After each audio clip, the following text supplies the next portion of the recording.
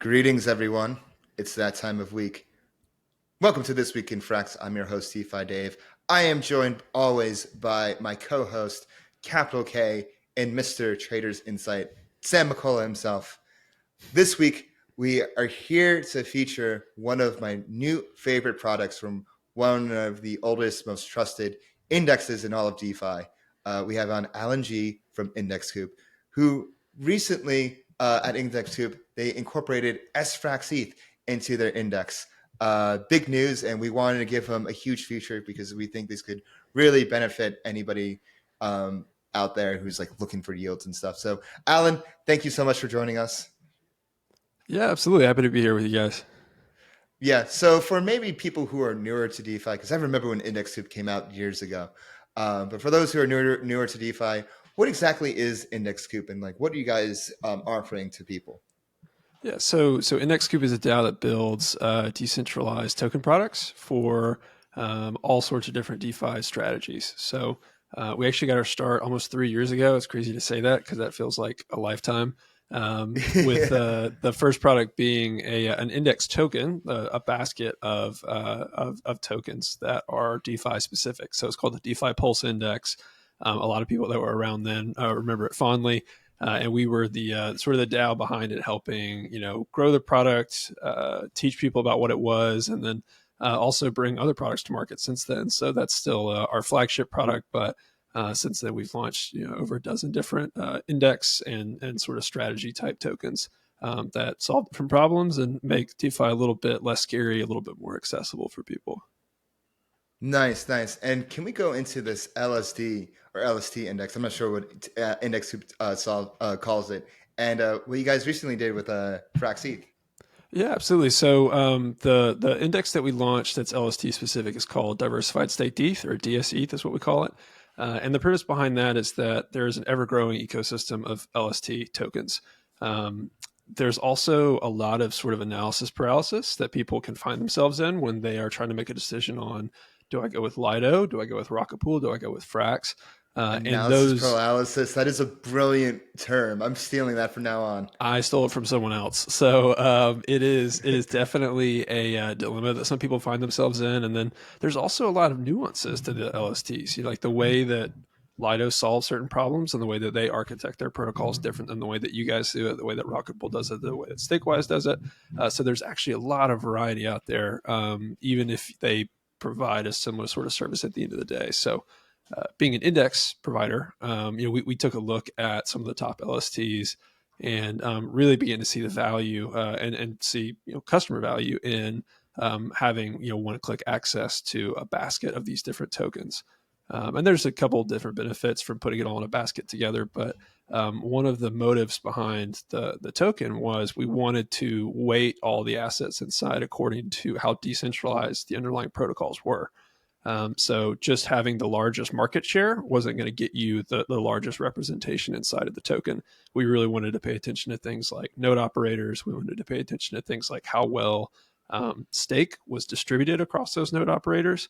But we also wanted to allow for newer LSTs and newer protocols to make their way into the index and for it to be one more sort of distribution path for customers to just have a growing number of LSTs that they hold sort of indirectly through the DSETH index token itself. So what is the methodology you guys use for this index? You mentioned node operators. I'm sure performance has a large part to do with it. What are like the highest weighted parts of this methodology? And how has this index evolved over time? Yeah, so before tokens can be considered for inclusion, they have to clear a couple different criteria. Part of it just has to do with the LSTs themselves. So one of the biggest ones is, does the LST have a competitive APR? If a protocol has a very high commission rate, then we don't really want to subject users to that because we want them to walk away with as much of the staking rewards as possible. So some LSTs get disqualified because of that. We also want to make sure that the issuing protocols are audited, heavily audited. They have bug bounty programs that are funded. We want to make sure there's sufficient secondary market liquidity for all the assets inside.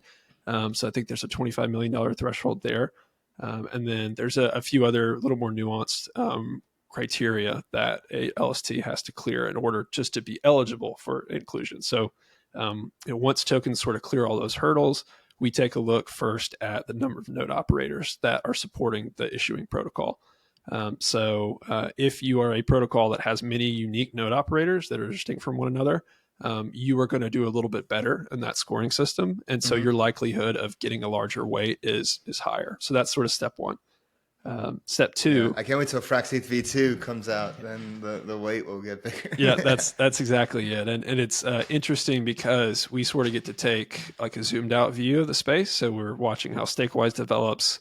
Stater launching recently. They also are. I think everyone is really moving in a similar direction. But with the second version of the sfrxETH, it will get a big bump whenever there's more node operators that are supporting the token. Yeah.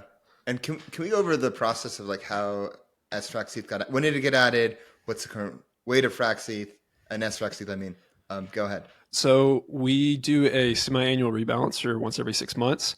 And any tokens that clear all those criteria are introduced to the index. So we run all the numbers, we figure out what the new composition is going to be. So sfrxETH got included for the first time. If there's a quicker way to say, I always say sfrxETH because that's just how I read it. I say sfrxETH. sfrxETH. All right, I think I like that better. I'm gonna use that.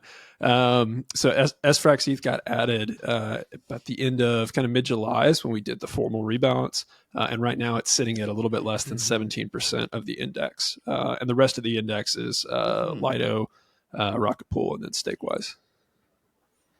70%. That's a pretty nice number. So how much sfrxETH is actually in this? How big is this index? Like how much sfrxETH is in this index? So right now the TVL of the index is a little bit less than 2 million. The actual unit count would be, I guess, about $340,000 worth. In terms of the tokens themselves, I would have to do a quick check for you. But okay, cool.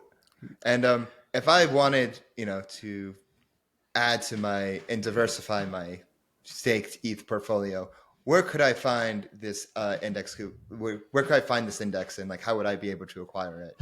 So there's liquidity for the index token itself on UniV3. So your friendly neighborhood DEX aggregator or platform would have easy access to it. We also have an app ourselves that we operate. The tokens, the index tokens, all of our index tokens are fully collateralized. So they are actually made up of all the underlying assets. So what that means is you don't just have to rely on whether or not there's DEX liquidity for the index. You could actually just show up with all the underlying assets and mint new units of the index. So we also have a path through our app for people to do that. We see typically it's whales that are using that sort of function. They can show up and they can mint 1,000 new units of DSETH if they wanted to. And you can always redeem it as well. If you had the index and you wanted to redeem it and sell everything for sfrxETH, then you could do that rather than relying on pure DEX liquidity to get in and out. Can we talk about fees real quick? Just so people know what they're buying. Yeah, absolutely. So on all of our products, we charge a static. We call it a streaming fee. It's sort of like an annualized fee that people realize block over block. So that's why we call it a streaming fee, because it actually uses that mechanism. It's 25 basis points or 1/4% on an annual basis. So we tried to find the sort of sweet spot between people are already paying a commission on these LSTs, and we really don't want to add much more to that than we absolutely have to. One of the nice parts, one of the things you pay for if you hold the token is that we do all the rebalancing. We make sure all of those different access points are available at no cost to the user. So if you're holding DSETH for the next 5 years, we're going to rebalance it 10 times and you're never going to pay a single, no gas at all as we perform those rebalances as the operator. So we try to keep that fee low and relatively in line with about 5% of the expected yield on the index itself. Yep. And is there a fee? Go ahead. Sorry, Dave. Is there a fee for redeeming and minting? There is no fee for issuing or redeeming the tokens. So it's really only that streaming fee. Obviously, if you buy on DEX, there's a swap fee that you'll pay, but I think that's around 5 basis points. That's pretty nice. There's not a minting or redeeming fee. I have one last quick question before we go. In a few words, why should people go with your index over other LSD indexes that might exist? So I think ours is the lowest risk for the best relative return. Those are kind of boring terms to use. That's not a great, like catchy one-liner. But we looked really hard at some of the alternatives and some of the implicit risks that people are accepting, knowing or not, and having a static index that is exposed to very little risk outside of just the pure smart contract architecture. We feel like is a better fit for someone that's really motivated over the long run to stake their ETH and just let it build on itself. It's not an LP pool under the hood. That's probably the next closest alternative. And there's certainly some risk there that we think people can kind of earn a higher return for without having to take that risk. Mm-hmm. Nice. They can just sit and chill. Alan, thank you so much for joining us on this edition of This Week in Frax. And we hope to see you soon. Absolutely. Thanks, guys. So Index, very cool. Been a fan of Index for a while. Like they're one of the OG DAOs, one of the OG products. So cool to see them incorporate sfrxETH. And I know that allocation will only get bigger once frxETH V2 comes online. But anyways, I think also Alan could have easily said, we're IndexCoop. Our brand is worth it. It really is. It really is. They've been around. It's trustworthy, and it's like, why would you buy BlackRock over, no name? Yeah, because it's BlackRock. Well, why would you buy anything other than stake frxETH? Yeah, that's true. Fighting words, but we are biased. Anyways, Sam, what this week in Frax? What do we have on the docket today to talk about? We got a ton of stuff. So I don't know if you guys remember, but Sam, your mic's a little quiet. Oh yeah, is this any better? So I don't know if you guys remember, but last week Frax V3 was announced, and we had the FinRes. Actually, this Friday last week was when Sam first posted it, like 6 o'clock in the morning to the forums early. Does he sleep? Because he's on Pacific time, right? So that would have been nice and early. But lots of good responses, right? Tons of good posts came out of it. Ton of good stuff. And the response is overall been very positive towards Frax V3. Everybody is very excited. And throughout the week, we saw a ton more information come out. Sam came on our space that was hosted by you, Dave. Yep, that was fun. What was the nickname he gave you? The Alpha Extractor. The Alpha Extractor, exactly. Or can you say Fraxtractor? The Alpha Fraxtractor. And so, like, over the course of an hour, we got a ton of information about Frax V3, about Frax Bonds, which is like a sister product that's going to build in with Frax V3, and a ton of other stuff. Actually, Sam touched on every single product in the Frax family except for FPI. And FBI. The middle child. Yeah. But it was great. We got a bunch of like stake frxETH information. We got a ton of Frax V3 information. I would recommend to everybody to go to Flywheel and listen to that space. We put it on YouTube, so you can actually go and listen to it there if you want to, if you don't want to use Twitter. Yeah, I'm really happy we did that space. That space came together kind of randomly because the space had one purpose and we kind of repurposed it for something else. I'll put it that way. And Frax V3 just came out at the perfect time for that space to occur. And Sam, the thing is with the way Frax operates is, they'll just like they'll drop something at like release at like 3 a.m. on a Thursday night or Friday evening, like the worst time to like have information. We won't even know about it. And then it's our job to know about it. But if you get them on, if you get Sam on and you ask him the right questions, they're just like an open book. And, everything like they're saying, like all I have to say is with Frax information that Sam says, it's only the tip of the iceberg. Like there's so much other stuff. There's even more stuff happening that we don't know about, that what they're revealing is the tip of the iceberg. And when Sam said that the next year in Frax is going to make the past year look like we're slacking, like those are strong words. Those are strong direct words that I think people should take serious. Like that, and Frax Chain will be the biggest L2. They're aiming to be like those. That like those are fighting words, and like that gets me pumped. That gets me amped. That gets me amped, and like I'm like I think probably like one of like the most promising things I've seen come out of all these alpha leaks, and like are not just the alpha itself, but the people that are hunting for alpha. There have now been like multiple organic accounts such as like CryptoVestor 563 and even more that have organically rose that are piecing. Yeah, who else? StableScarab.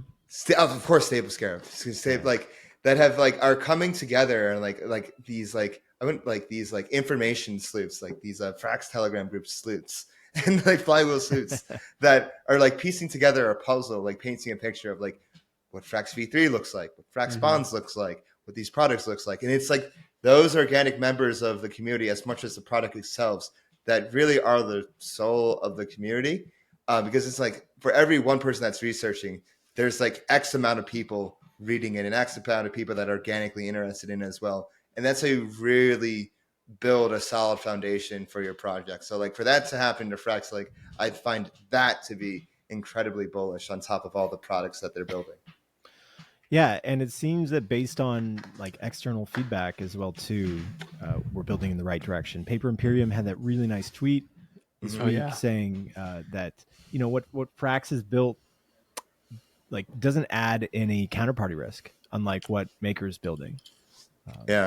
And so while Maker may be using all these different like sub DAOs and like off-chain RWA companies to fulfill their mission, it may just be better to have one company that's like the singular focus of all this. I like how they phrased FinRez as this adapter for the protocol in the real world. The FinRez only has one job. It's a non-for-profit institution, and it's just to like hold these assets in this, for the benefit of the protocol. And I think it's like a really smart way to construct an RWA. It's not taking any. The only cost that it occurs is like the operation cost, which is like it's kind of think of it as like when energy goes through a system and a little bit of energy is lost. It's kind of think of it like that. See, that's the operating cost. It's like a little bit of energy, a little bit of money, energy is lost, but like it's the minimal amount that is lost. You know what's crazy is like Circle has several hundred employees, maybe 1,000 employees working in it, and like Sam says that FinRez could be run with like 3 and have a budget of like 200 to 300K a year. Yeah. Well, that's what happens when it's a not-for-profit institution. Yeah, exactly. Yeah. All benefits go to FXS, to VFXS at the end of the day. So also let's be fair. Like, if we could scale to USDC size in like the multi-billions, maybe it'll be 5 people. Oh, 5 people. Yeah. So speaking of, well, not speaking of anything, shout out to the stable of scarabs for the awesome post this week. Let me pull this one up. Actually, CryptoVerse and StableScarab both had some great posts. I really love the this one was done by StableScarab, riding the multi-stage rocket, analyzing rocket pool tokenomics, right? And just going into RPL and saying like it's not great and people should be using Frax instead. It's the screen's still loading. Oh, is it still loading? Let me take a look. Oh, it's still loading. There it is. Here we go. Oh, there it is. It just came right when you left. Yeah. Anyways, StableScarab put out a really nice description of RPL this week, and if you go and talk with him, he always ends everything saying like it's not going to work. Please take a look at Frax.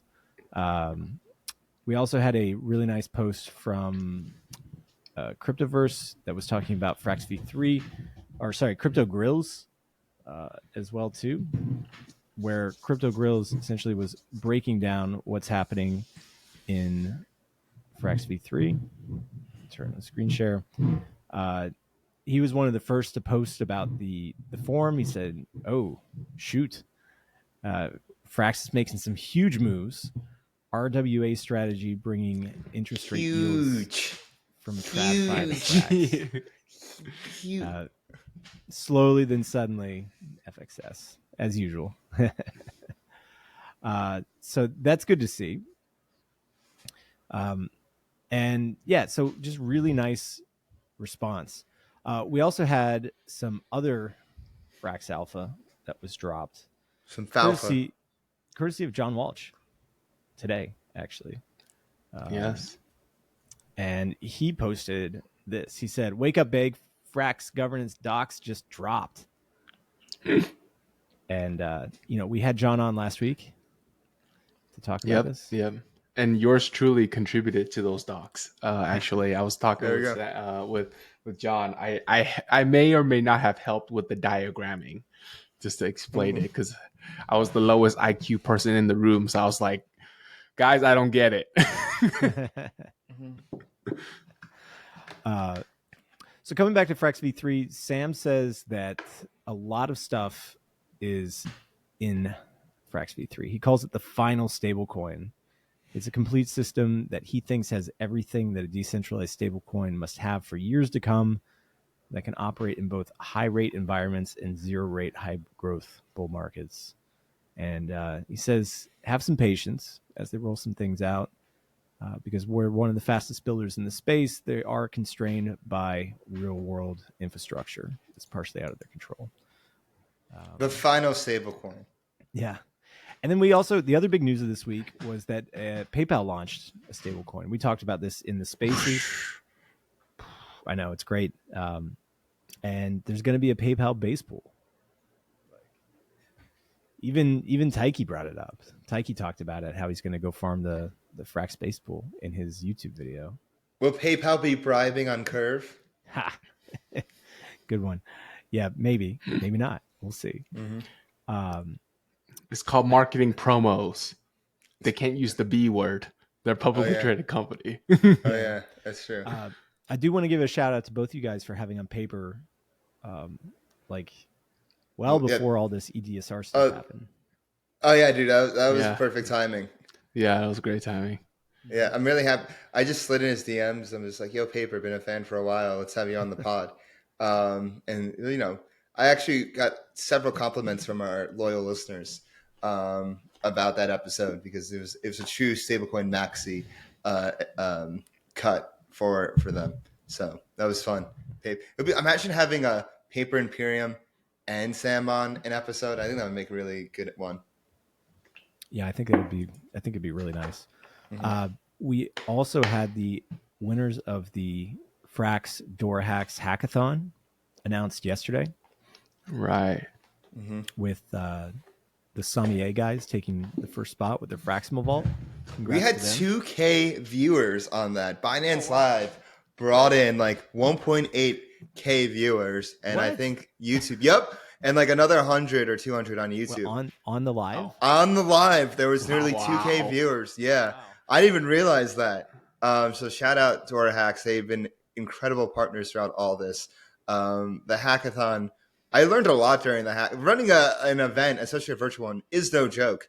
And I think the most important part is interacting with the developers and the community, having, the workshops and having the office hours, being able to talk and ask questions to the Frax core team directly. One notable moment, of course, was when Sam casually rolled out frxETH V2. It's like every time Sam talks, it's like a news event, I swear. Don't talk often, but when you do, like have some meaning behind it. But yeah, it was a lot of really innovative projects. We even had on Revest. Revest was someone we had on This Week in Frax several weeks ago, and they came in second. Our friends my homies at Zarls came in third, building a really interesting perpetual DEX / LST like hybrid kind of protocol. Really details being released soon. I think the sticker protocol might have been one of my favorite things. You guys know about the sticker protocol? Yeah, I saw that. Can you tell us more?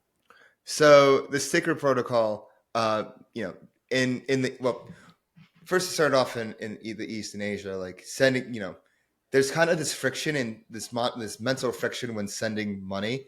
And like we don't like to send like Bitcoin or Ethereum per se, but sending a sticker is like light and fun.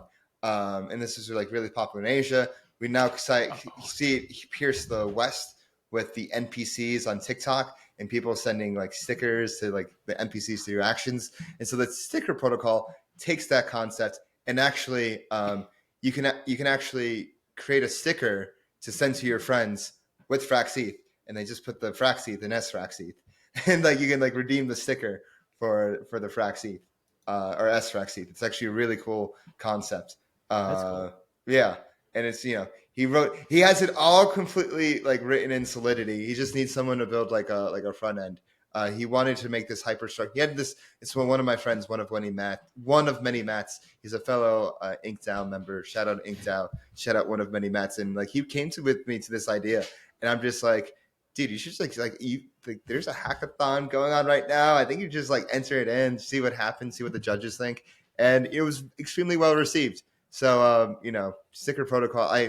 Maybe we can get like some grassroots community effort to like build it or something. You just need I think it would be really, really cool. It's just like a matter. It's up to the communities to see how we can like proceed. And then there's a few others. There was frxsurance, which is an insurance protocol.